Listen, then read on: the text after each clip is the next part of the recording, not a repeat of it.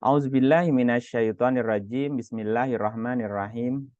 Alhamdulillahirabbil alamin wa bihi nasta'inu ala umuri dunya waddin. Asyhadu an la ilaha illallah wahdahu la syarikalah al-malikul haqqul mubin wa asyhadu anna Muhammadan abduhu wa rasuluh shadiqul wa'dil amin. Salatan wa salaman daimaini mutalazimain ala asyrafil mursalin sayyidina Muhammadin wa ala alihi wa sahbi ajmain, amma ba'du.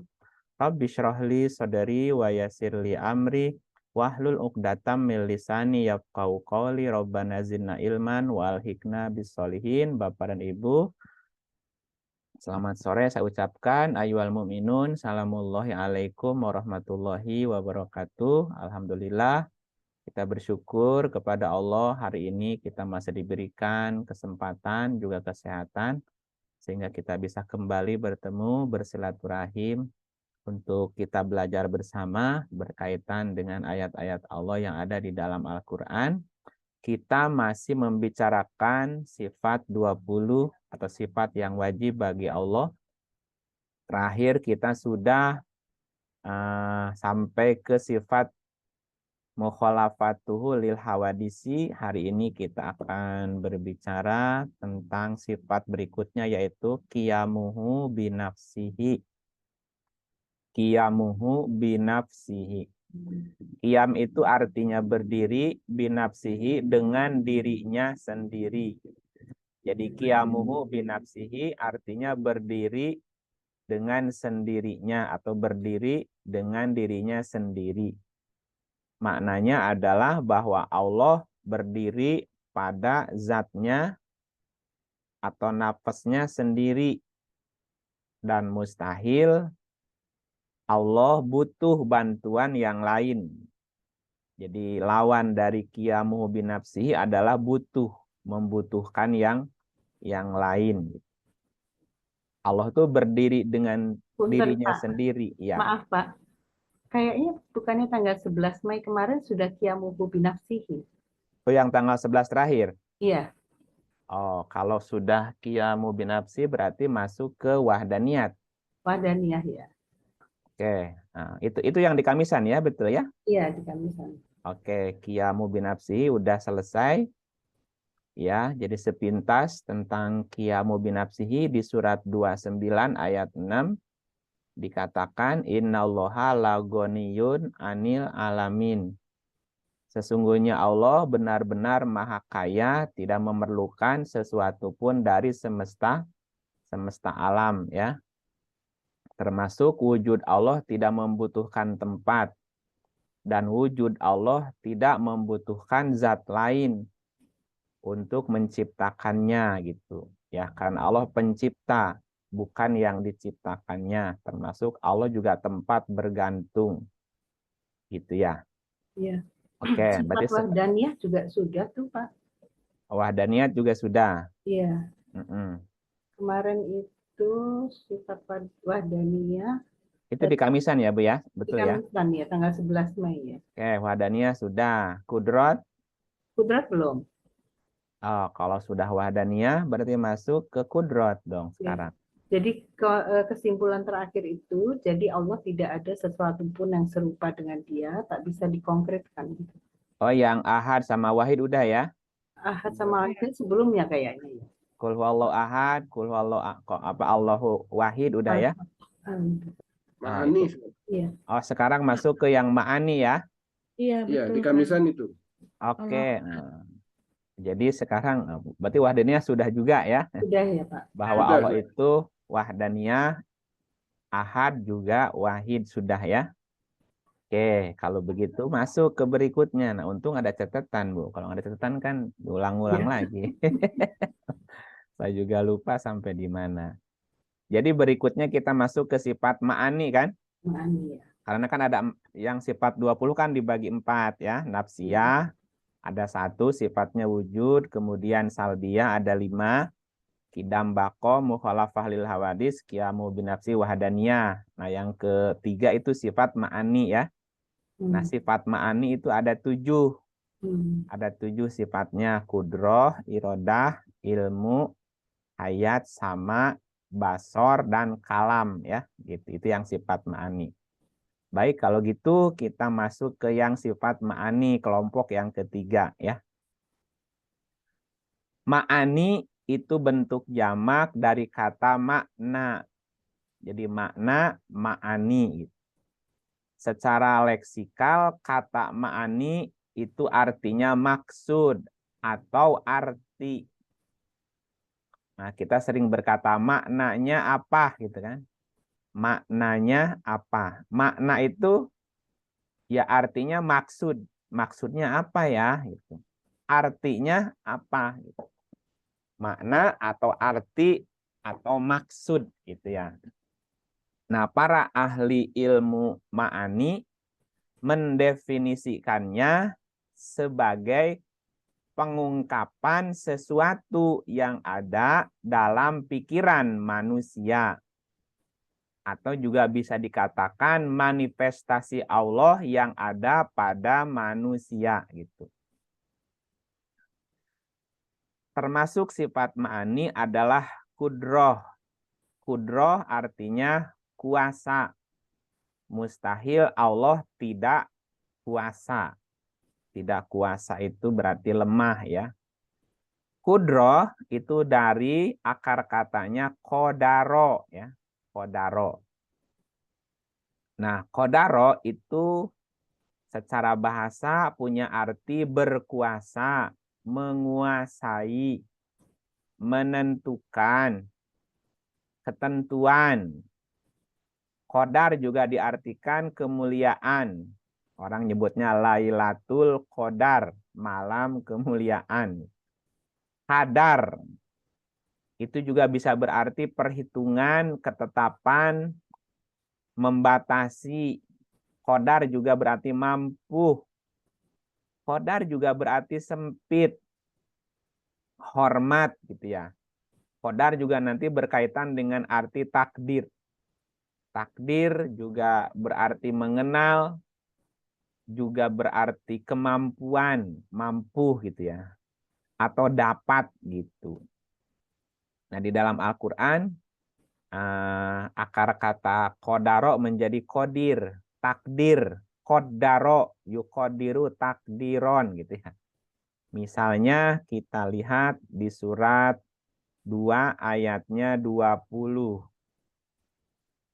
Nah, ini Qur'annya belum muncul nih. Sebentar, surat 2.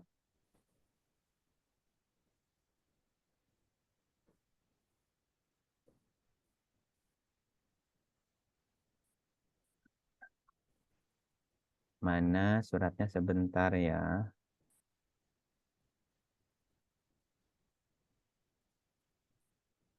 Ini screenshotnya mana?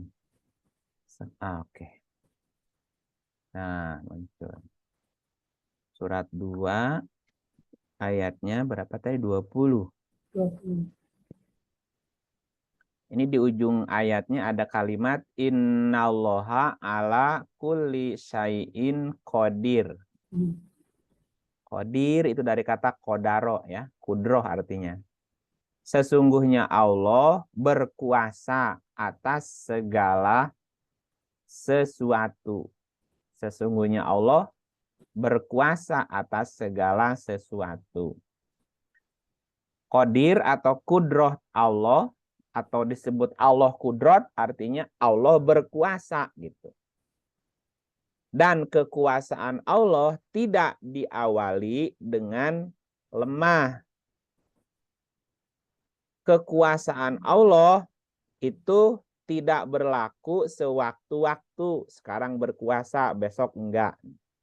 Kalau begitu kan itu sifat makhluknya kan. Sekarang berkuasa, besok sudah tidak berkuasa. Allah itu berkuasa dan kekuasaannya tidak berlaku sewaktu-waktu.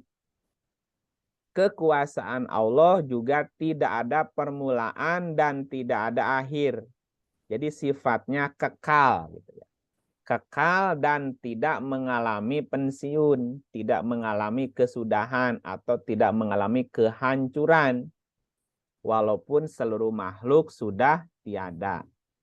Artinya kekuasaan Allah Itu baik dahulu, sekarang, yang akan datang, tetap seperti itu. Dia tetap berkuasa. Nah, kekuasaan Allah itu meliputi 8 tingkatan yang sifatnya berkesinambungan. Jadi kekuasaan Allah itu mempunyai 8 tingkat yang berkesinambungan gitu ya. Nah, yang pertama kita bicara tentang kekuasaan Allah, itu yang disebut dengan namanya suluhi qadim. Suluhi qadim. Suluhi qadim yaitu di mana makhluk belum diciptakan. Nah, ketika makhluk belum diciptakan, Allah punya sifat kudroh atau berkuasa. Waktu di mana semua makhluk belum diciptakan, maka kekuasaan Allah disebut sebagai suluhi qadim. Bahwa Allah mampu, Allah dapat, Allah kuasa untuk menciptakan segala sesuatu gitu ya. Walaupun belum ada ciptaannya gitu. Berarti suluhi qadim bermakna bahwa kudrotnya Allah tidak ada permulaan gitu. Atau dikatakan bahwa kudrot Allah atau kekuasaan Allah pada waktu belum menciptakan semua makhluknya menyambung dengan melaksanakan kekuasaannya gitu. Itu yang disebut dengan suluhi qadim. Ya, suluhi qadim itu mengandung arti bahwa kudrotnya Allah atau kekuasaan Allah pada waktu belum menciptakan makhluknya menyambung dengan melaksanakan kekuasaannya. Karena Allah pencipta segala sesuatu. Misalnya kita lihat di dalam Al-Quran, Allah itu pencipta segala sesuatu. Kita lihat ayat ini ya. Nah, bentar. Ini lewat. Nah, ini nih. Surat 39 ayat 62. Allahu khaliqu kulli syai'in. Allah menciptakan segala sesuatu dan Dia memelihara segala sesuatu.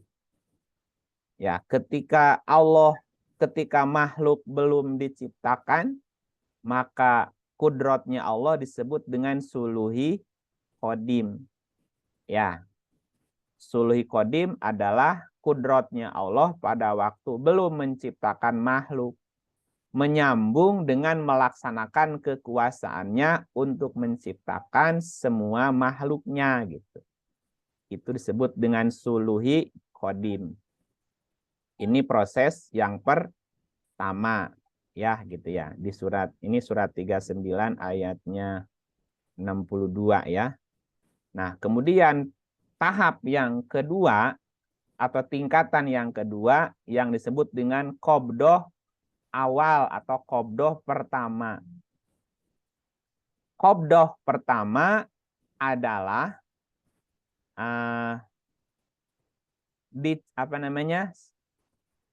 diciptakan makhluknya setelah adanya lauh mahfud. Atau gini, qabdoh awal yaitu ketika lauh mahfud diciptakan dan makhluk yang lain belum diciptakan. Maknanya gini, sebelum Allah menciptakan makhluknya, Allah sudah membuat terlebih dahulu yang namanya lauh mahfud.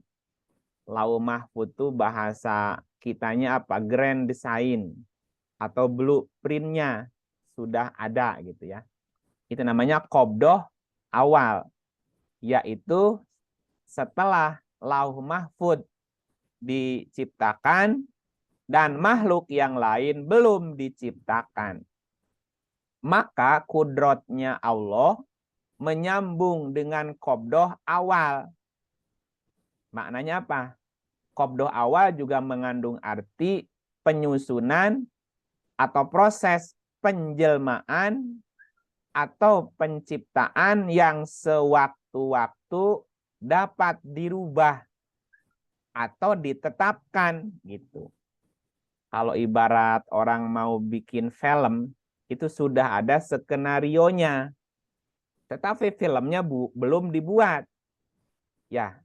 Nah, si skenario itu bisa saja dirubah seketika atau sekali-kali. Rubah bukan begini alurnya gitu. Itu yang disebut dengan qabdah awal gitu.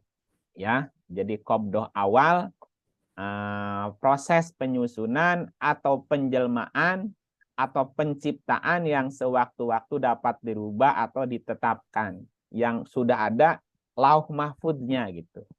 Makhluknya belum diciptakan. Kita lihat misalnya di surah 57 ayatnya 22.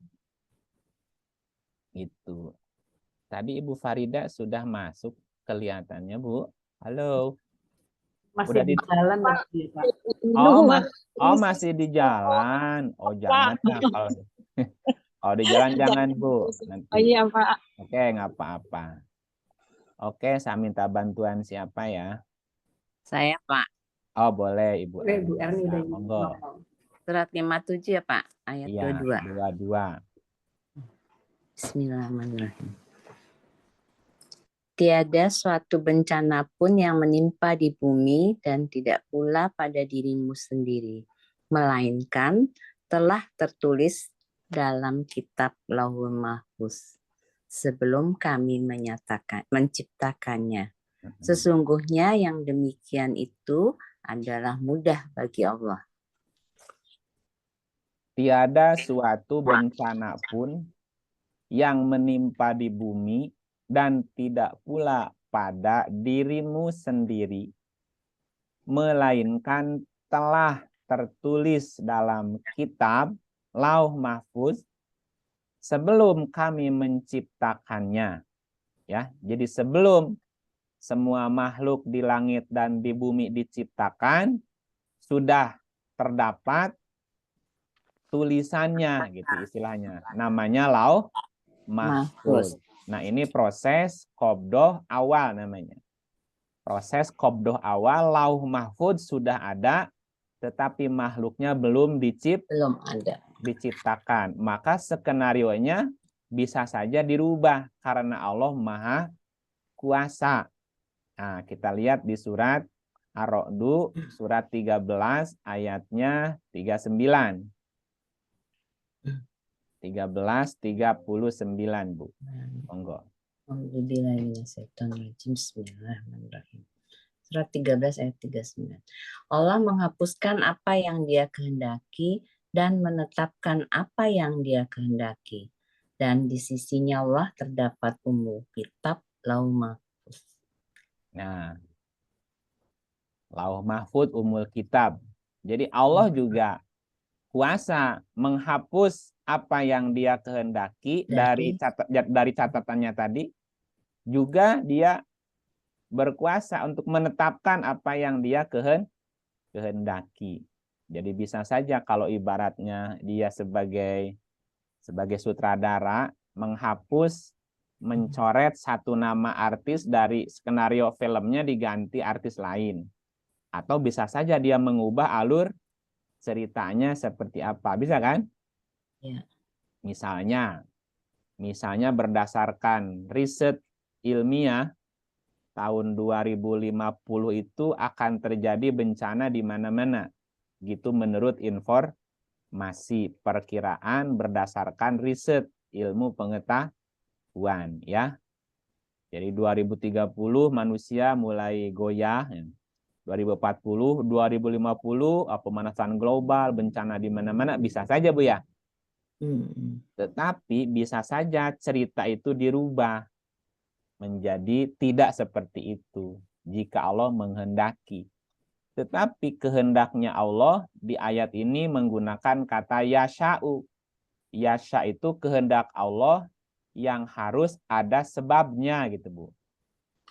Misal begini, kondisi tubuh kita dalam keadaan lemah, lelah ya Bu ya, tak berdaya, kemudian lidah terasa pahit, ya kepala mulai merasa pusing. Tanda apa itu Bu? Sakit. Tanda sakit apa gejala mau jatuh sakit Bu? Iya, mau jatuh sakit. Kalau badan sudah lemes, lidah pahit gitu kan, kepala udah nggak enak, nah itu tanda gejala akan jatuh sakit. Nah, ketika tanda itu ada, kita lalu melakukan antisipasi, Bu. Misalnya pagi-pagi dia jalan, lari lah, jogging sampai keringetan, minum apa, misalnya jamu, makanan yang sehat, Bu. Bisa nggak jadi nggak sakitnya, Bu? Iya, bisa enggak? Bisa nggak jadi, bisa langsung segar lagi, pulih lagi gitu. Tetapi ketika kita tidak melakukan apapun, atau bahkan melakukan sesuatu yang mempercepat jatuh sakitnya, bisa nggak? Bisa. Bisa gitu. Ya sama, ketika orang sudah jatuh sakit pun ya bisa diusahakan supaya segera pulih gitu. Sebetulnya sama halnya dengan apa yang terjadi di bumi. Apa yang terjadi di bumi, termasuk yang dilakukan oleh manusia sebagai penghuni bumi, itu bisa saja mempercepat bencana yang ada di bumi. Atau sebaliknya, memperlambat terjadinya bencana atau bahkan membatalkan bencana di bumi. Yang harusnya banjir jadi nggak banjir bisa. Jika manusia di bumi melakukan sesuatu yang mencegah bencana itu sebetulnya. Makanya di sini menggunakan kata yasha, kehendaknya. Allah menghapuskan apa yang dia kehendaki dan menetapkan yang dia kehendaki, yasha ya. Nah, dalam bahasa Quran, kehendak itu ada yang menggunakan aroda, yuridu, ada yang menggunakan yasha'u ya. Kalau aroda itu kehendak tanpa ada sebab. Sementara yasha itu kehendak dikarenakan ada sebab gitu ya. Seperti Allah memberi hidayah kepada orang yang dia kehendaki. Nah, di ayat itu kehendaknya menggunakan kata yasha. Allah menghendaki memberi petunjuk kepada orang yang pantas, menyebabkan Allah memberi petunjuk. Misalnya kepada orang yang mencari, kepada orang yang mau belajar gitu, dikasih gitu. Ya, kembali ke sifat kudroh ya, bahwa Allah berkuasa. Nah, kekuasaan Allah itu punya 8 tingkatan yang berkesinambungan. Tingkat pertama yang disebut dengan suluhi kodim. Suluhi kodim adalah kekuasaan Allah di mana semua makhluk belum diciptakan. Ya, belum diciptakan. Kemudian tahapan yang kedua disebut dengan qobdoh awal. Awal itu yang pertama, qobdoh pertama. Qobdoh pertama yaitu ketika lauh mahfud sudah diciptakan tetapi makhluknya belum diciptakan. Nah, di saat itu adalah mulai penyusunan atau penjelmaan atau penciptaan. Awal namanya kan qobdoh awal, ciptaan pertama gitu. Yang bisa saja sewaktu-waktu dirubah gitu. Allah menetapkan atau dia menghapus gitu apa yang dia kehendaki. Nah, proses yang ketiga atau tingkatan yang ketiga itu yang disebut dengan tanjizi hadis pertama. Tanjizi hadis awal. Awal itu pertama ya.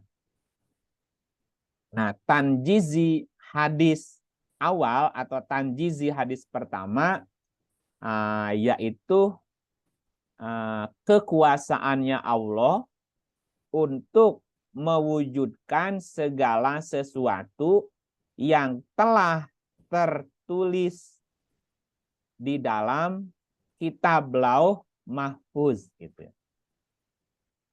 Ya, jadi kekuasaan Allah untuk mewujudkan segala sesuatu yang telah tertulis atau terdapat dalam kitab Lauh Mahfuz. Kalau di apa namanya tuh dibandingkan dengan manusia begini, kita punya rencana misalnya. Rencana kita sudah ditulis tuh. Misalnya suatu hari kita punya acara. Acara apa saja lah. Udah disusun tuh. Misalnya jam 7.30 peserta datang. Ya. Jam 8 pembukaan misalnya dalam acara itu. Jam 8 sekian sambutan dan seterusnya, Bu. Kita punya rencana, tetapi kita tidak punya kekuasaan penuh untuk mewujudkan apa yang tertulis itu dilaksanakan dengan sempurna. Bisa saja acaranya berubah kan gitu. Atau kegiatannya berubah atau jamnya mundur dan seterusnya kan gitu.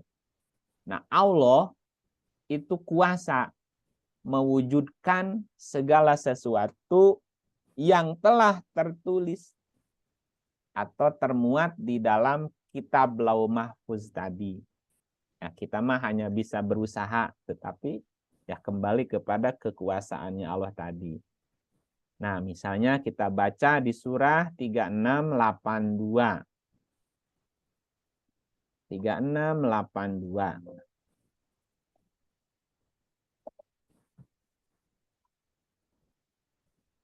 3682, Mak. Iya. Bismillahirrahmanirrahim. Sesungguhnya perintahnya apabila dia menghendaki sesuatu, hanyalah berkata padanya, jadilah, maka terjadilah ia. Kun fayakun. Nah, gitu dalam bahasanya kun fayakun. Ya, sesungguhnya perintahnya, amruh itu bisa perintah, bisa urusannya ya.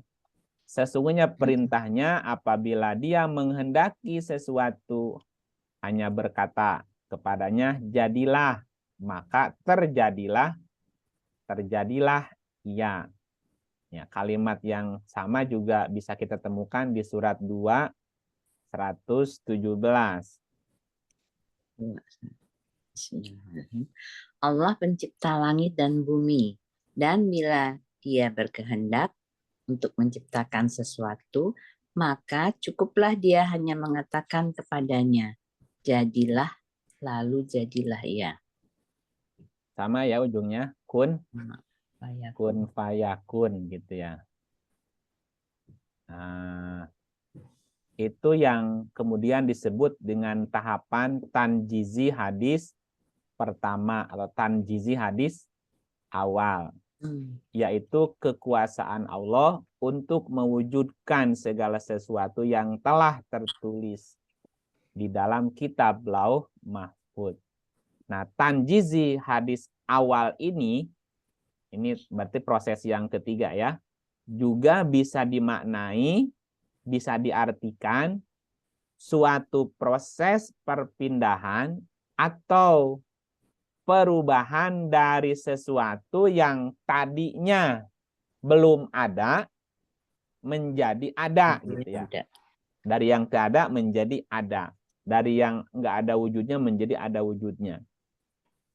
Nah, proses itu yang disebut dengan kun fayakun. Kun jadilah, fa maka, yakun jadilah. Nah, fa itu menunjukkan sebuah proses. Jadi dalam penciptaannya ada sebuah proses. Kun fayakun. Jadilah, maka jadilah. Jadilah, maka jadilah itu memberi arti bahwa keberadaan sesuatu di dalam qabdoh kedua, Bu. Kan yang di tahapan yang kedua kan ada qabdoh awal ya. Di nomor 2 kan nomor 1 suluhi kodim. Kekuasaan Allah sebelum makhluk diciptakan. Qabdah awal sudah ada blueprint, tapi makhluknya belum ada. Qabdah awal. Yang ketiga, tanjizi hadis awal, yaitu kekuasaan Allah untuk mewujudkan segala sesuatu. Nah, proses dari tidak ada menjadi ada itu yang dimaknai dengan kun fayakun.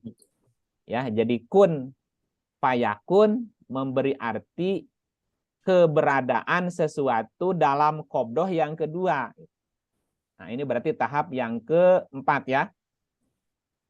Atau tingkat yang keempat namanya qabdah kedua atau qabdah sani namanya. Qabdah kedua adalah kekuasaan Allah untuk menggenggam. Menggenggam itu bisa berarti mengendalikan gitu kan. Menguasai juga sama. Jadi qabdah sani adalah kekuasaan Allah untuk menggenggam atau menetapkan sesuatu dalam keberadaannya setelah diproses di tahap ketiga. Tahap ketiga tadi apa? Tanjizi hadis pertama atau tanjizi hadis awal. Dan keberadaan sesuatu itu tidak dapat lepas dari genggamannya Allah gitu. Tidak dapat lepas dari kekuasaan Allah. Nah, si qabdah kedua ini dalam prosesnya termasuk keberadaan manusia di dunia. Jadi keberadaan manusia di dunia juga dalam genggaman Allah. Nah, keberadaan manusia di dunia ini merupakan tempat ujian untuk menentukan nasibnya di qabdah ketiga nanti. Ya, di qabdah ketiga. Kalau diumpamakannya begini. Apa yang membuat seseorang atau seorang, kalau saya gambarkan anak sekolah lah Bu ya. Apa yang membuat seorang anak bisa masuk ke sekolah favorit Bu? Misalnya mau masuk SMP favorit. Apa yang membuat dia yakin bisa masuk ke SMP favorit? Nah, itu ditentukan oleh sikap dia sebelumnya. Misalnya nilai rapot waktu SD-nya semuanya rata-rata 10. Nah, berarti dia anak pinter misalnya ya. Yang kedua, rumahnya dekat dengan SMP-nya. Sekarang kan musim zonasi kan gitu. Sekolahnya dekat dengan tempat tinggal. Orang tuanya guru misalnya. Kan ada jalur guru gitu kan. Nah, jika semua syarat masuk sekolah favorit itu ada, maka besar kemungkinan dia bisa masuk. Nah, keberadaan manusia di dunia itu seperti dia ketika menjalani proses di sekolah dasar, Bu. Nah, apa yang dilakukan di sebelum sekolah dasar itu menentukan bagaimana nasib dia di kehidupan berikutnya. Ya, kalau kita ceritanya seperti itu. Jadi saya ulang, qabdah sani atau qabdah kedua adalah kekuasaan Allah yang digunakan untuk menggenggam atau menetapkan segala sesuatu dalam keberadaannya setelah diproses. Ya, di tahap ketiga atau di tanjizi hadis pertama. Nah, termasuk proses qabdah sani adalah ketika manusia berada di alam dunia, juga dalam genggaman Allah. Dan keberadaannya manusia di dunia ini menentukan nasibnya di qabdah ketiga. Berarti qabdah ketiga termasuk kehidupan setelah mati ya nanti. Nah, kita lihat surat 62 ayat 2. 62 ayat 2. Maaf, bukan 62, 67. 67 ayat 2 ya. Bismillahirrahmanirrahim. Yang menjadikan mati dan hidup supaya dia menguji kamu, siapa di antara kamu yang lebih baik amalnya. Dan dia Maha Perkasa, lagi Maha Pengampun. Yang menjadikan mati dan hidup supaya dia menguji kamu. Siapa di antara kamu yang lebih baik amalnya. Dan dia Maha Perkasa, lagi Maha Pengampun. Jadi kehidupan manusia di dunia adalah tempat ujian. Nah, ketika manusia itu diuji, Allah memberikan bekal kepada manusia berupa handout, panduan ya dalam bentuk Al-Qur'an. Juga manusia diberikan bekal modal berupa pendengaran, penglihatan, hati, akal, dan pikiran. Apapun pilihan manusia ketika hidup di dunia, semuanya juga tercatat. Manusia tidak bisa lepas dari takdir atau ketetapan Allah. Ya, kita lihat misalnya ayatnya di surat 2868. 28 ayatnya 68.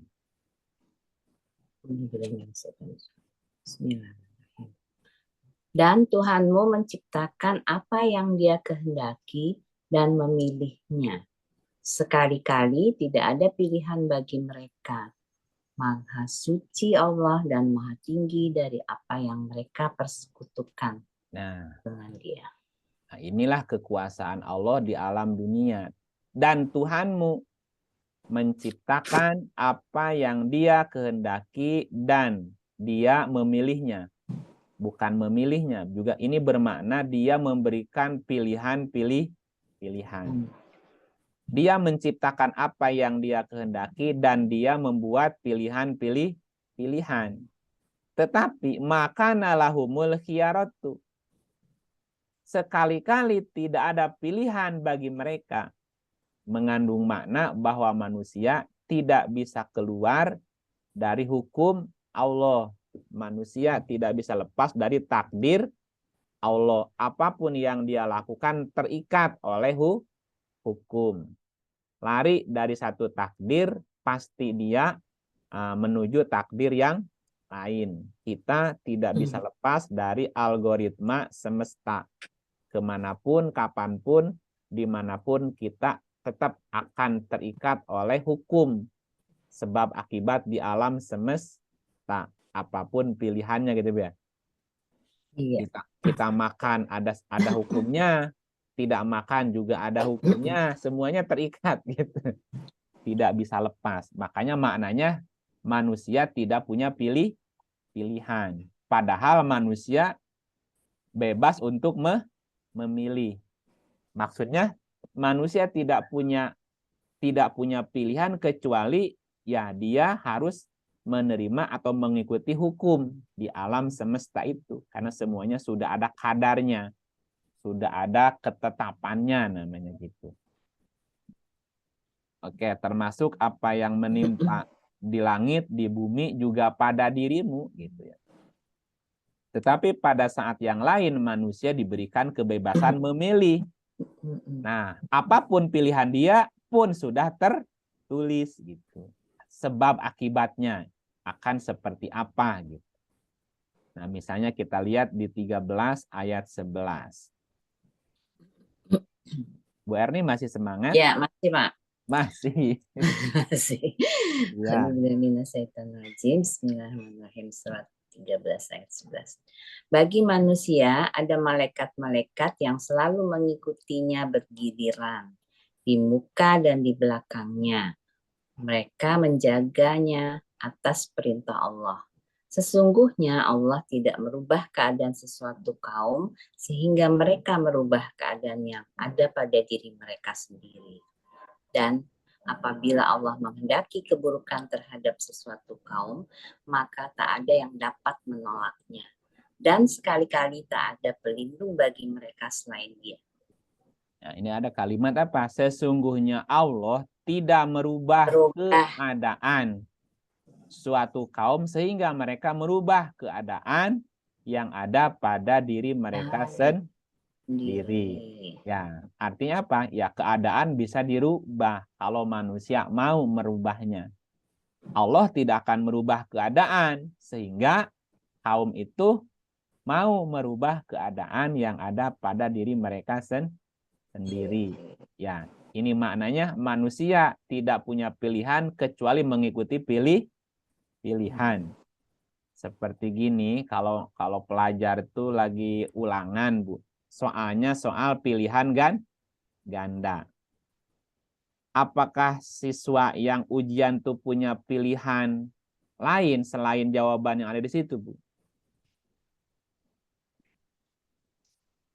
Ya, nggak ada. Manusia nggak, si peserta ujian tidak punya pilihan lain kecuali memilih salah satu jawaban, kan gitu ya. Jadi disuruh milih, tetapi pilihannya nggak punya pilihan lain, hanya di salah satu itu aja gitu. Nah, seperti itulah. Oh, diumpamakan. Oke, jadi yang pertama tingkatan kudroh itu namanya suluhi kodim, yaitu ketika makhluk belum diciptakan. Allah Maha Kuasa.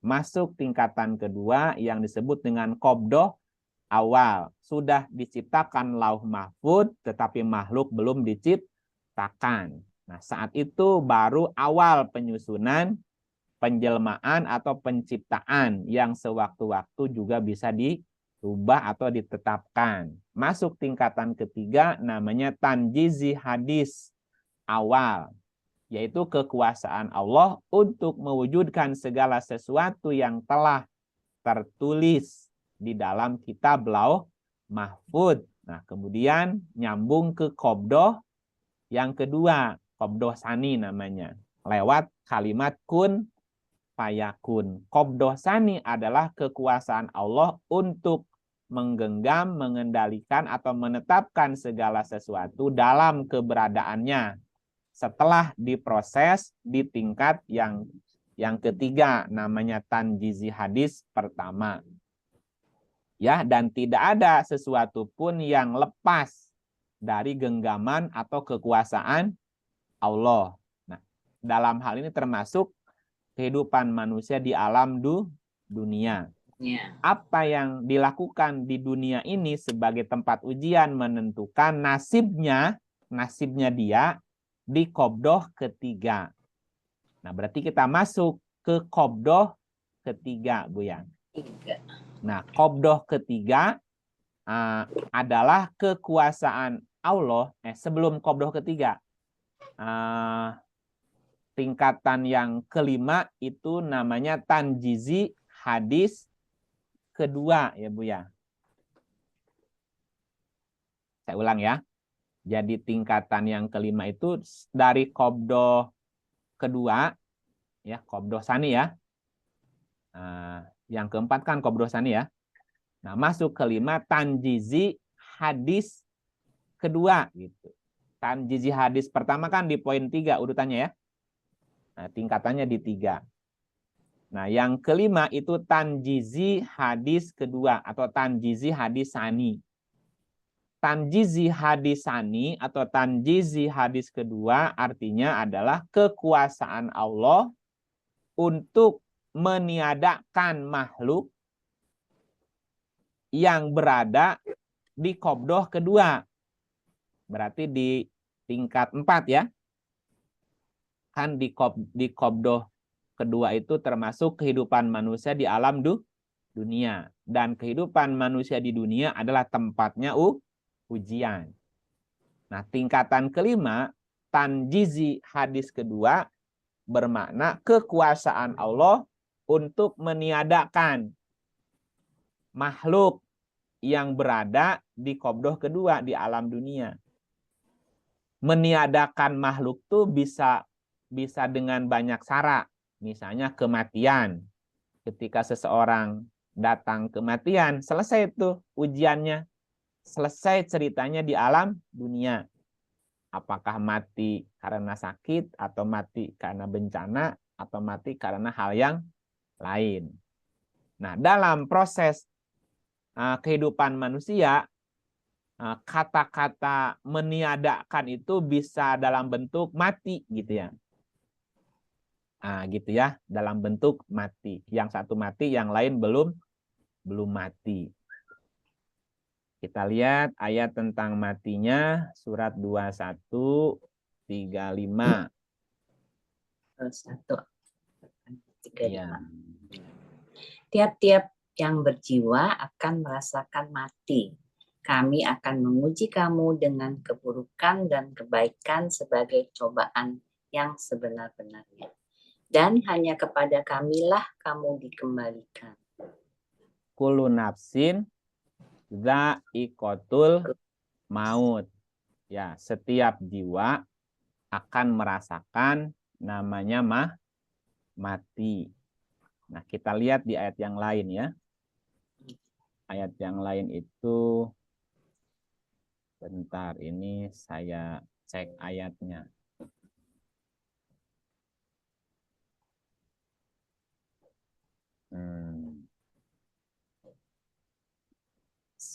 Surat 39 ayat 68. Ya.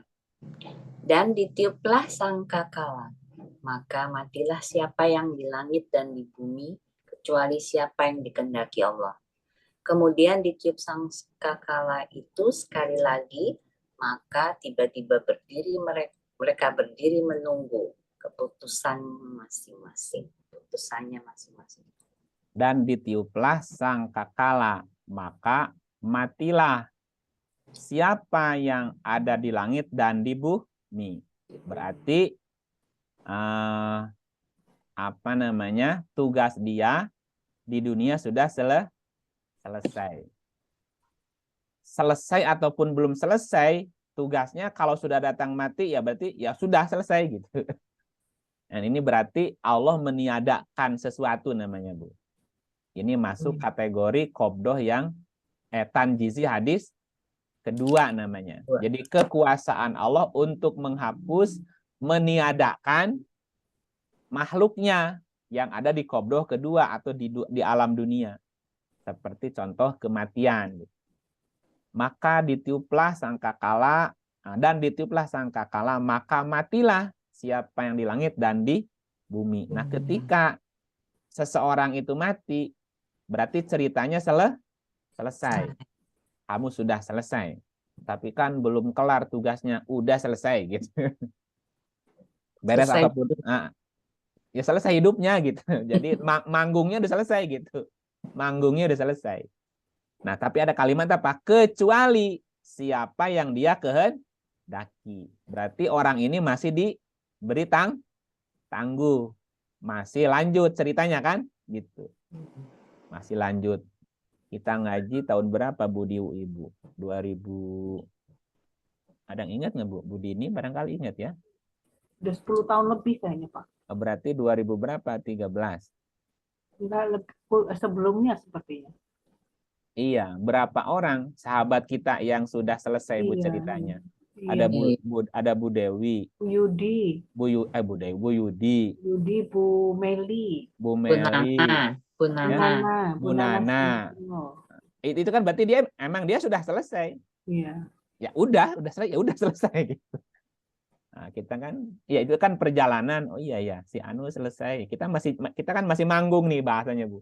Kita masih diberi kesempatan untuk bisa menambah lagi wawasan, menambah lagi pengalaman dan seterusnya kan gitu. Ya kan satu-satu guguran kan, satu. Kita kan nunggu giliran.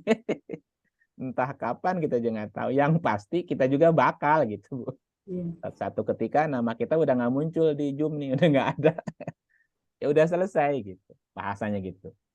Kemudian ditiup sangkakala itu sekali lagi, maka tiba-tiba mereka berdiri menunggu putusannya masing-masing.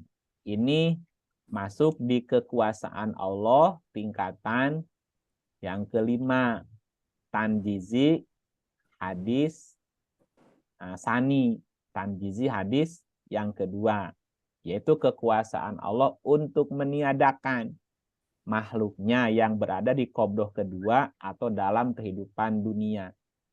Prosesnya bisa melalui kematian gitu ya. Nah, kematian itu kalau kita beri definisi adalah berpisahnya antara jiwa, raga, dan ruh. Gitu ya. Jiwa, raga, dan ruh. Jiwa akan diminta pertanggungjawaban. Raga kembali ke bahan bakunya. Ya. Tanah kembali ke tanahnya, air kembali ke air gitu ya. Ruh ya kembali ke energi di alam semesta. Ruh itu kan juga berarti energi, juga bisa berarti rahmat kembali ke semesta lagi, Bu. Jiwa diminta pertanggungjawaban. Nah, mati atau ketika jiwa, raga, dan ruh itu berpisah, ini masuk di tingkatan tanjizi hadis kedua, Bu. Berarti kehidupan manusia sudah keluar dari alam dunia, ya masuk ke alam berikutnya. Gitu. Jadi apa namanya? Berpindahnya dari qabdoh kedua ke qabdoh ketiga. Nah, ketika manusia mengalami proses kematian, kematian adalah proses perpindahan gitu. Perpindahan alam dari dunia nanti menuju ke akhirat, Bu. Namanya mati. Keadaan manusia ketika mati itu kan dia akan merasakan sesuatu. Karena di ayatnya tadi gini, kullu nafsin za'iqatul maut. Setiap jiwa akan merasakan mati. Ini ada kata-kata mati. Jiwa akan merasakan mati. Seperti apa rasanya proses kematian itu? Maka rasa kematian itu juga ditentukan oleh amal perbuatan manusia yang atau ketika berada di qabdoh kedua, yaitu di alam dunia. Ya, misalnya kita lihat, kalau kita bicara rasanya mati, kita lihat ya, 7, 9, 1, dan 2. Bismillahirrahmanirrahim. Demi malaikat-malaikat yang mencabut nyawa dengan keras. Rasanya kira-kira seperti apa, Bu, kalau diucapkan?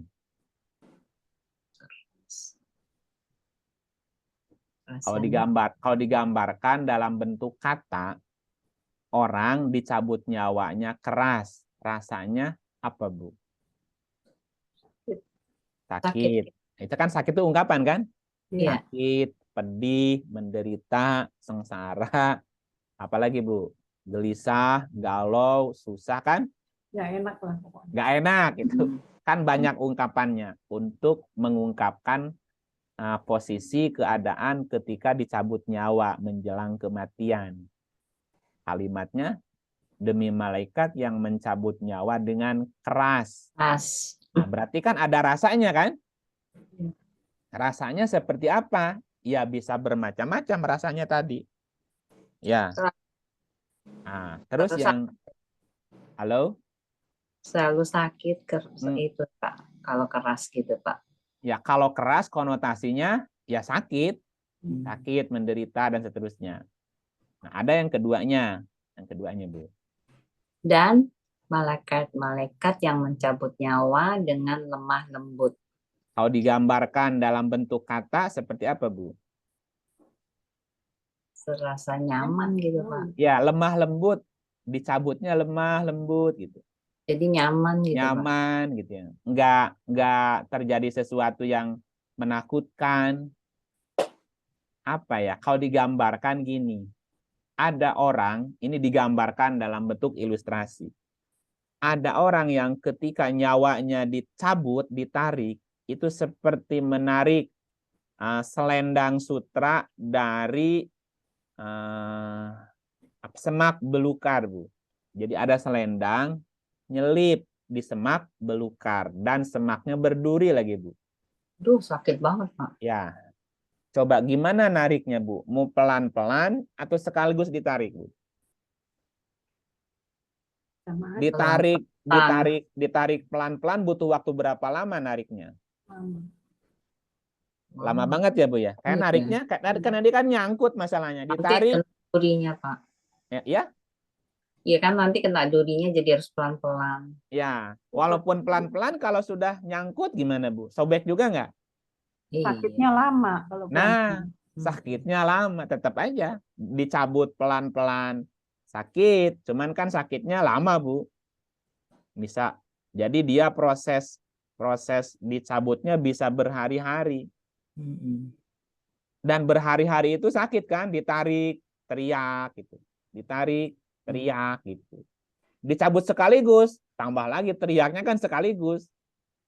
Hancurlah si itunya kan, si selendangnya hancur. Hancur, Bu. Sakitnya kan terus karena sobek gitu ya. Nah, ada orang yang ketika dicabut nyawanya seperti mencabut rambut dari tepung, Bu. Nah, rambut di dalam tepung, jadi narik. Jadi rambutnya ditarik tuh. Kira-kira rambutnya putus nggak? Kalau Kalau pelan-pelan enggak kali, Pak. rambut di dalam tepung, Bu, ya, kira-kira menyakitkan nggak gambarannya? Enggak. Susah Enggak. apa sulit, Bu, nariknya?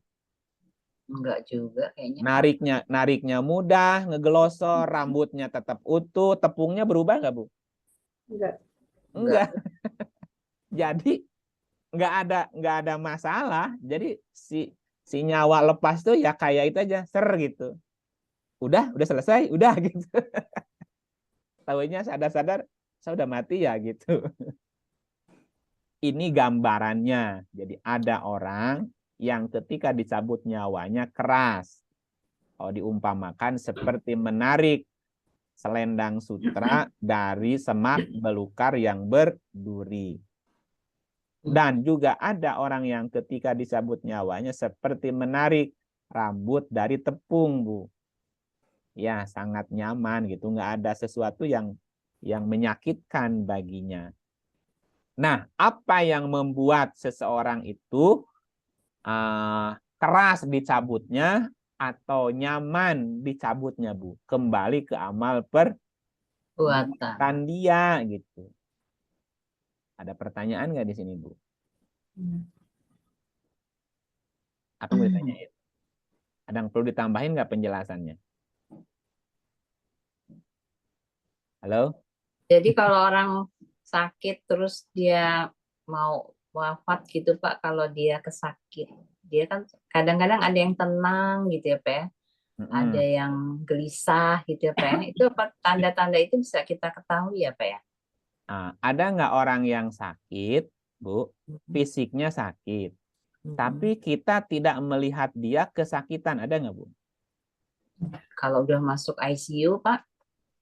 Ya, kita melihat dia kesakitan nggak? Enggak.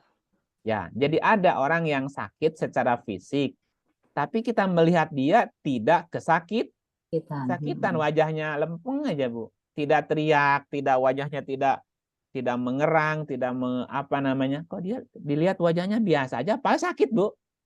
Sedang di ICU, ada kan ya gitu? Ada orang yang secara fisik tidak sakit, tapi lihat mukanya seperti orang kesakitan, mengeluh, apalagi merintih, terus gelisah. Ada nggak, Bu? Enggak. Ya, artinya apa? Jadi sakit secara fisik belum atau bukan berarti dia kesakitan, betul nggak, Bu? Iya. Ya gitu. Tetapi kaitan orang dengan keikhlasannya menerima sakitnya enggak, Pak? Nah, karena ini berkaitan dengan masalah jiwa, Bu. Jiwa. Nah, bicara jiwa, bicara rasa, bicara perasaan. Ya. Nah, ayat yang dijelasin ini, Bu, itu kan menunjukkan jiwanya. Jadi ada orang yang ketika mati jiwanya kesakitan. Dan jiwanya merasanya nyaman. Fisiknya tidak menjadi penentu gitu, Bu ya. Ini ada orang sakit udah beberapa hari. sampai wafatnya gitu Bu. Tetapi selama dia sakit, kita tidak melihat dia mengeluh gitu kan. Tidak melihat dia teriak, enggak, happy aja gitu. Padahal dia sakit nih. Ada kan? Iya. Ada. Nah, itu kembali ke jiwanya, Bu. Nah, apa yang menentukan dia matinya dicabutnya keras atau matinya dicabutnya lemah lembut? Itu pun kembali ke amal perbuatannya. Ya, saya kasih contoh. Amal apa yang membuat seseorang matinya lemah lembut dicabutnya? Amal apa yang membuat seseorang dicabut nyawanya keras? Ini ada informasi, Bu. Ya, kalau mau tahu, kalau enggak ya nggak apa-apa ya. Mau tahu nggak, Bu? Mau. Nah, jangan. Iya, masalahnya kan kita dihadapkan dengan Pilihan. pilihan. Kalau nggak keras, ya lemah lembut. Kalau nggak lemah lembut, ya pasti yang keras. Tapi keras atau lemah lembut kan kembali ke siapa? Kita sendiri. Ya kembali ke kita. Jadi pilihan kita ya Pak. Kita memilih gitu. Kita tidak punya pilihan tuh gitu. Kita tidak bisa lepas dari pilihan gitu. Nah, pilihan kita ya tinggal pilih dua aja, dicabut keras atau dicabutnya lemah lembut. Saya mau dicabutnya keras, ada syaratnya. Kalau mau keras dicabutnya, kelojotan ada syaratnya, Bu. Ini syaratnya ya. Ini syaratnya. Kalau mau matinya kelojotan. Surat 6 ayat 93.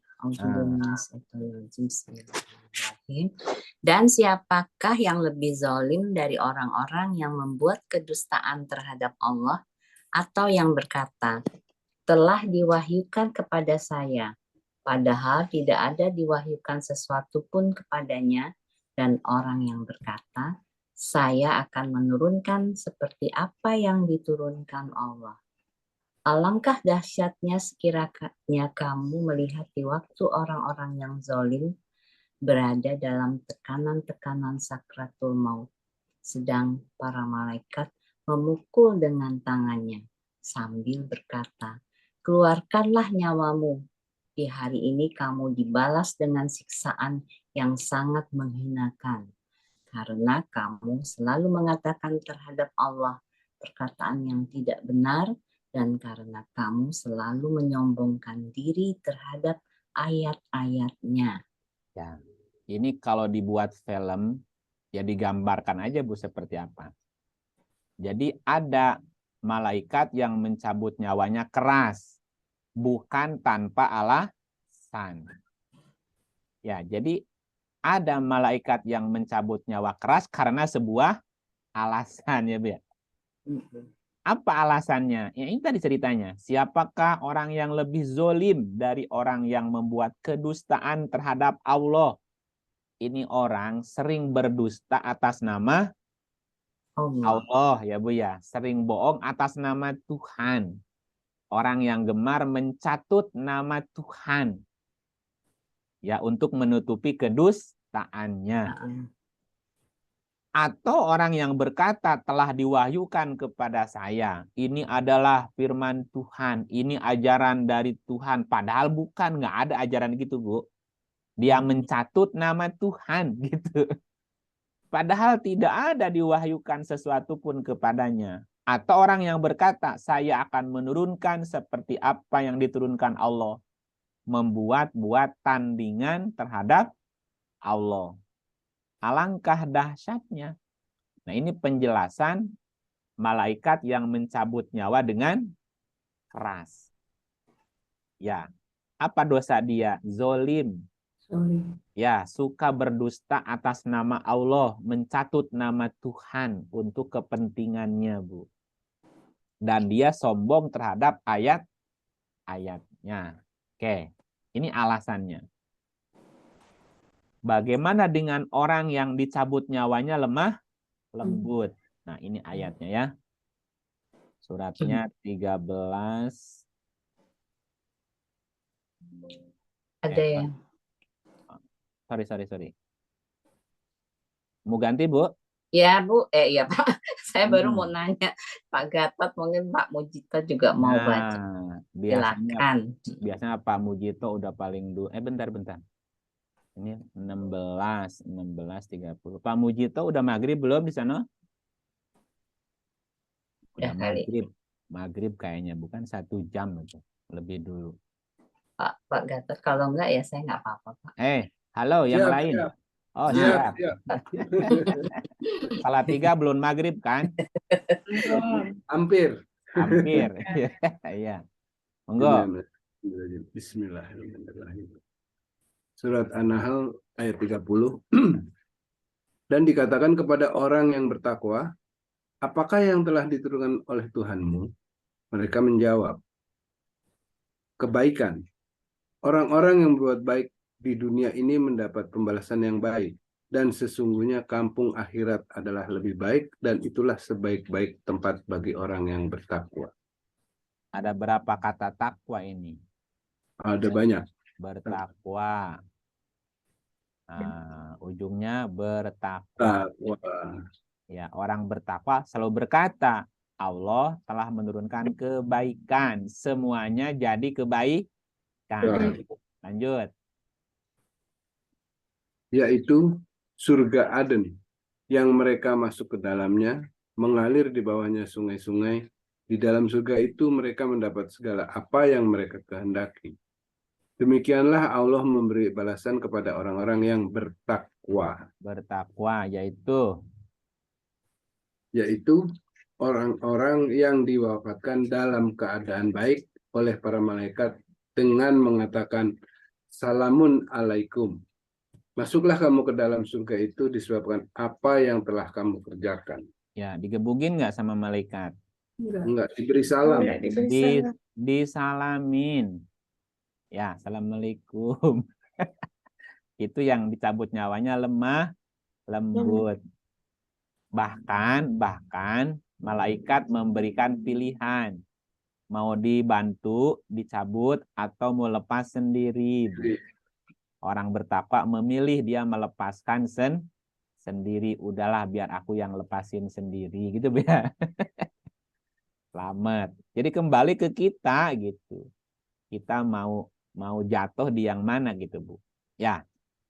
Nah, orang yang kekurangan amal baiknya, karena orang yang bertakwa di sini apa nih? Orang yang berbuat baik di dunia. Ya. Jadi orang bertakwa itu ya orang yang banyak berbuat baik. Nah, orang yang kekurangan amal baiknya itulah orang-orang yang akan teriak-teriak, Bu. Teriak-teriak minta dikembalikan ke dunia. Nah, ke dunia berarti ada di tahap di tingkatan qobdoh kedua. Qobdoh kedua ya. Coba kita lihat ayatnya 2399 dan 100. Bismillahirrahmanirrahim. Hingga apabila datang kematian kepada seseorang dari mereka, dia berkata, ya Tuhanku, kembalikanlah aku ke dunia. Ngapain Pak? Mau balik ke dunia udah maju masa mundur? Biar bisa sedekah. Nah, coba lanjut. Amal soleh. Agar aku berbuat amal yang soleh terhadap yang telah aku tinggalkan. Sekali-kali tidak. Sesungguhnya itu adalah perkataan yang diucapkannya saja. Dan di hadapan mereka ada dinding sampai hari mereka dibangkitkan. Ya, kan sudah selesai ceritanya di dunia, sekarang masuk ke alam barzah kan, ke alam berikut, di qobdoh yang berikutnya. Hingga apabila datang kematian kepada salah seorang dari mereka, datang aja kematian, selesaikan tugas dia di dunia, kamu sudah tamat. Terus dia berkata, ya Tuhanku, kembalikan aku ke dunia, ke qobdoh yang kedua, agar aku berbuat amal yang soleh. Ya, kata malaikat, kemarin kemana aja nak? Kemarin ngapain aja gitu. Agar aku dapat berbuat amal yang soleh terhadap yang telah aku tinggalkan. Berarti banyak amal soleh yang dia tinggalkan. Atau dia banyak meninggalkan beramal soleh. Sekali-kali Tidak. Terlambat sudah kau datang padaku. Telat. Telat. Ya. Sesungguhnya itu adalah perkataan yang diucapkannya saja. Dan di hadapan mereka ada dinding sampai mereka dibangkitkan. Nah, jadi jangan sampai teriak-teriak. Kita menyesal mau beramal soleh, udah nggak bisa lah lagi. Sudah selesai ceritanya. Nah, Baik, ya saya mau tanya boleh Pak? boleh lah Bu, masa nggak boleh? Pak, kalau yang kecelakaan bagaimana tuh Pak? Apa dengan lembut, apa dengan keras, apa Oke. apa? Ada 3 jenis kematian. 3 macam jenis kematian. Ada orang yang mati, ini cara kematiannya Bu ya. Iya, Ada orang yang mati didatangin malaikat. malaikat. Ada orang yang mati didatangin Tuhan.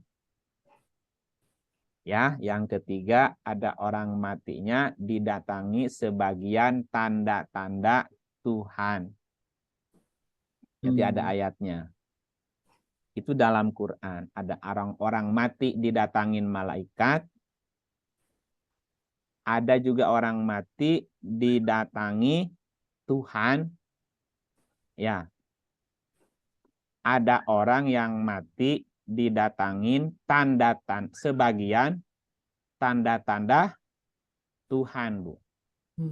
Bedanya apa? Beda lah. Namanya aja udah beda. Didatangi malaikat. Didatangi Tuhan. Didatangi sebagian tanda-tanda Tuhan. Nih kita lihat ayatnya ya. Nih, karena ada pertanyaan. Kita lihat surat 6. Surat 6, 158. Berarti Bu Erni yang baca lagi. Surat Al-An'am ayat 108. Bismillahirrahmanirrahim. Yang mereka nanti-nanti tidak lain hanyalah kedatangan malaikat kepada mereka untuk mencabut nyawa mereka. Atau kedatangan Tuhanmu, atau kedatangan sebagian tanda-tanda Tuhanmu. Pada hari datangnya sebagian tanda-tanda Tuhanmu, tidaklah bermanfaat lagi iman seseorang bagi dirinya sendiri yang belum beriman sebelum itu, atau dia belum mengusahakan kebaikan dalam masa imannya. Katakanlah, tunggulah olehmu sesungguhnya, kami pun menunggu pula. Oke, jadi gini Bu ya. Yang mereka nanti-nanti tidak lain hanyalah kedatangan malaikat. Oke ya. Apa maksudnya Bu? Kalau malaikat datang mencabut mereka namanya apa? Halo? Sakaratul maut. Sakaratul maut kan? Iya, Oke, ini kan lagi cerita proses kematian. Bahwa semua orang pasti menuju pintu kematian. Kan semua jiwa pasti merasakan mati kan? Nah, caranya mati itu ada 3 jenis Bu, 3 macam. Yang pertama, kedatangan malaikat.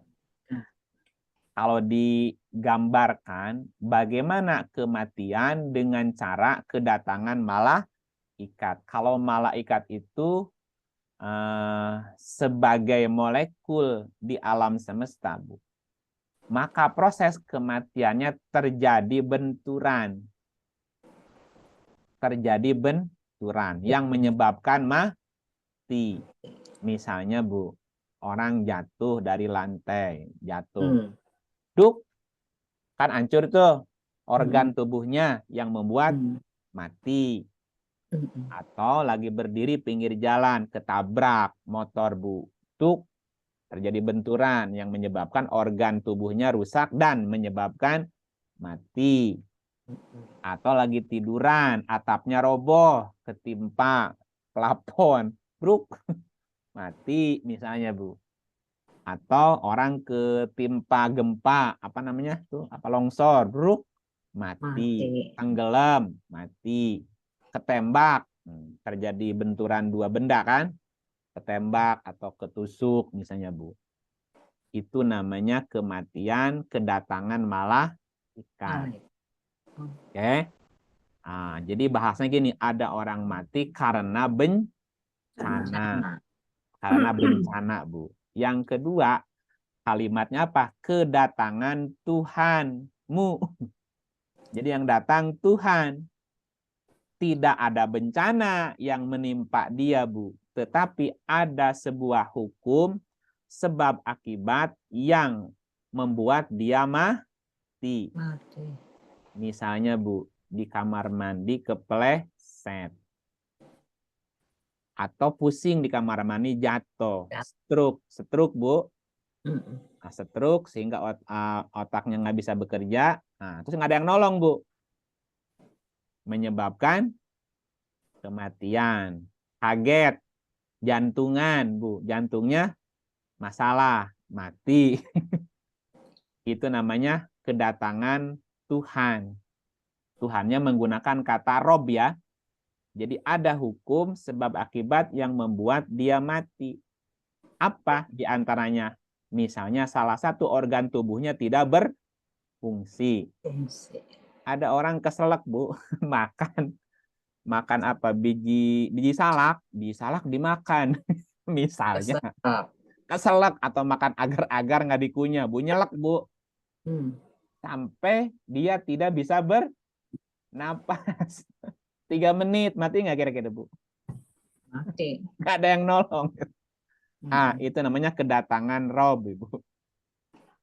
Ya, nah yang ketiga, kedatangan sebagian tanda-tanda Rob. Nah, ini yang matinya alami. Alami, Bu. Usia sudah tua, terus ya memang menua gitu, menua karena umurnya, terus sudah mulai terasa sakit-sakit, dan dia bisa merasakan itu, Bu. Yang alami itu memang sensasinya macam-macam, dari mulai merasakan limbung, ya, merasakan hawa panas, merasakan sesak napas, sampai kehilangan nafas, Bu. Jadi ini alami prosesnya gitu. Itu namanya kedatangan sebagian tanda-tanda Tuhan. Jadi dikasih kode 1, 2, dan ini bisa bisa dideteksi setahun sebelum kematian.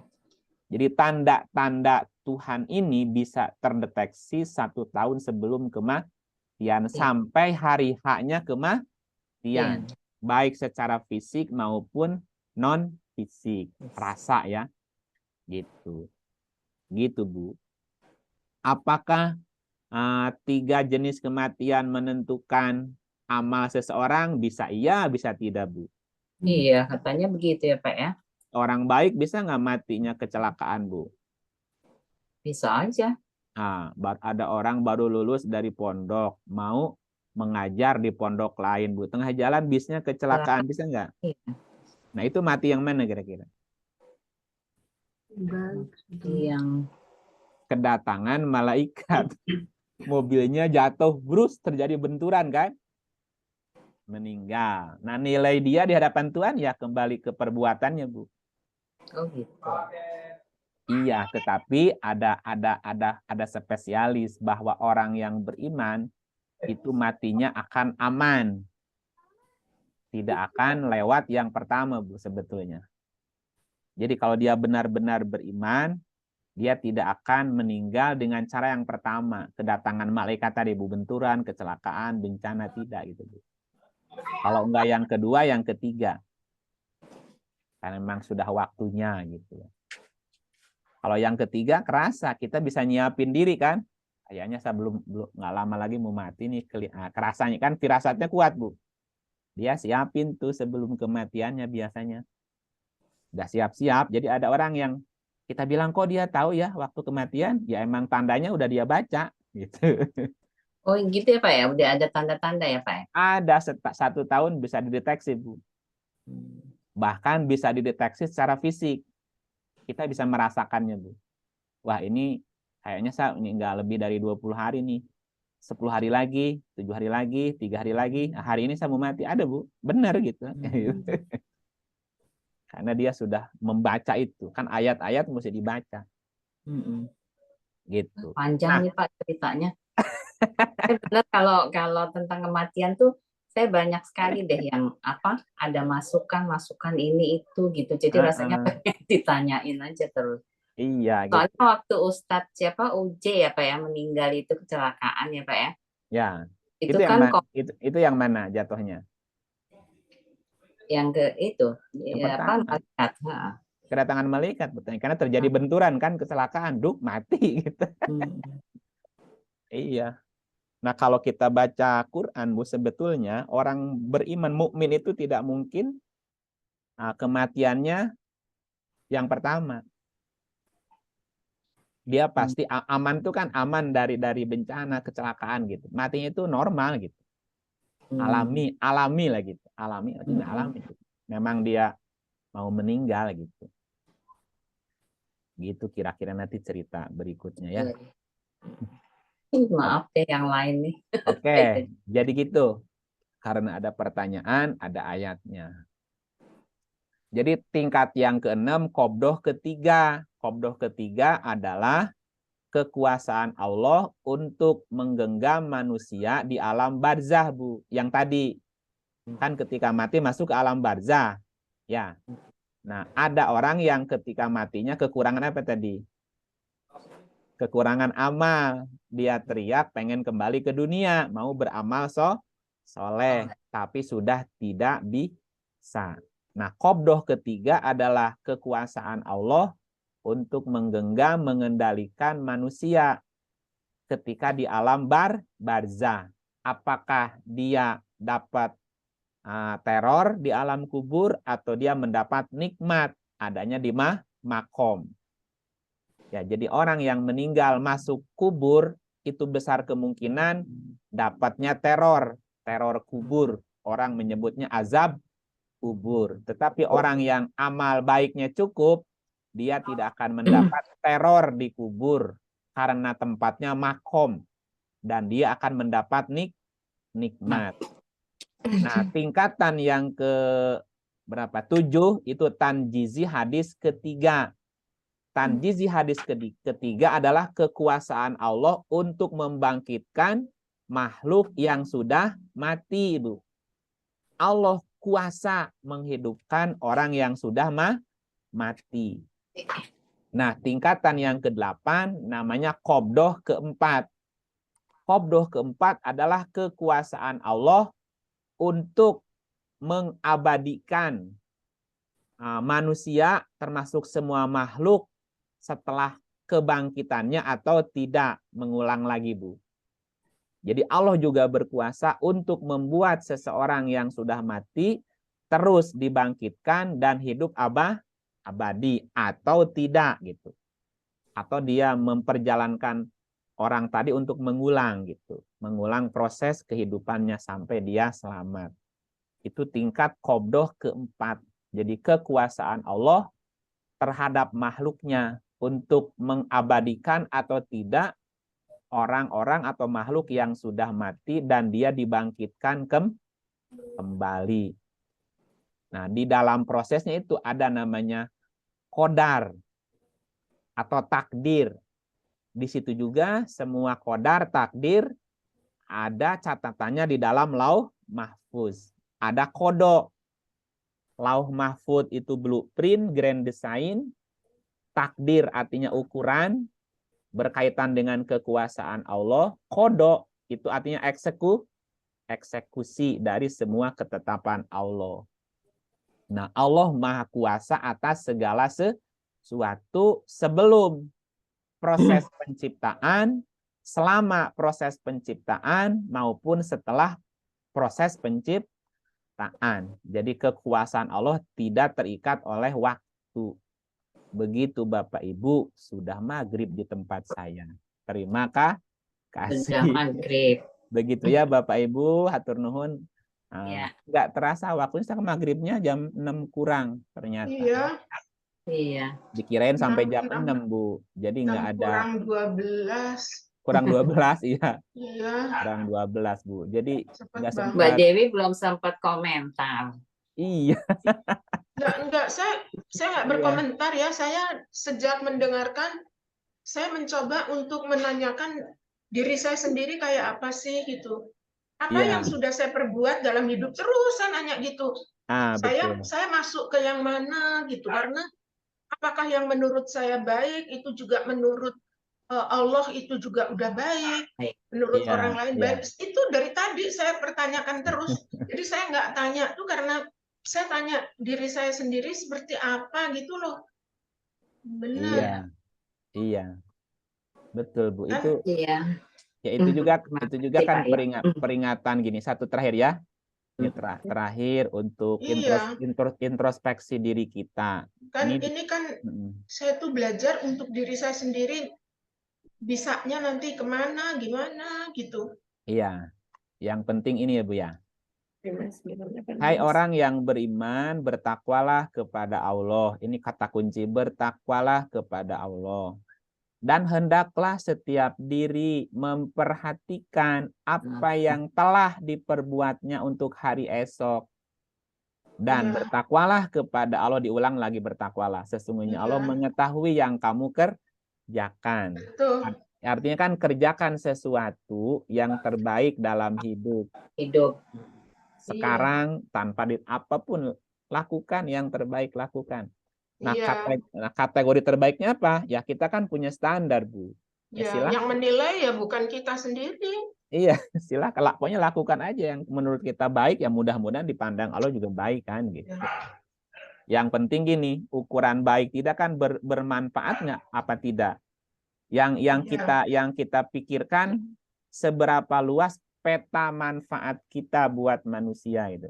Iya, saya kira ya yang bisa kita lakukan baru itu. Iya.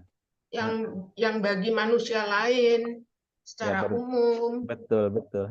Nilai-nilai dan norma yang ada. Ya kan kita nggak punya patokan yang lebih. Itu udah kita nggak puasa deh makanya. Iya. Saya dari tadi betul-betul tanya tentang diri saya sendiri saya. Iya. Kan gini, jangan pernah menilai orang lain. Karena semuanya juga akan ternilai sendiri gitu. Iya. Jangan menilai orang, ya semuanya akan ternilai, lakukan aja gitu. Nah, kalau dalam ini satu lagi tambahan. Ada di surah 39 ayatnya. Ayatnya simpel sih. Katakan, hai kaumku, bekerjalah sesuai keadaanmu. Ya berbuat aja lah sesuai keadaanmu. Sesungguhnya aku bekerja pula. Kelak juga kamu akan tahu gitu ya. Nah, makanya kan ada evaluasi, ada introspeksi. Nanti kan kerasa kalau ini memang baik, nyaman di hati kan? Ya, lanjutkan gitu. Kalau nggak enak, ya berarti diperbaiki apa yang salah gitu. Gitu sih. Iya, Pak. Kasih Pak. Iya, terima kasih ya semuanya Ibu Dewi. Terima kasih. Terima kasih. Terima kasih. Kita tutup auzubillah. Ya, assalamualaikum. Terima kasih semuanya. Terima kasih.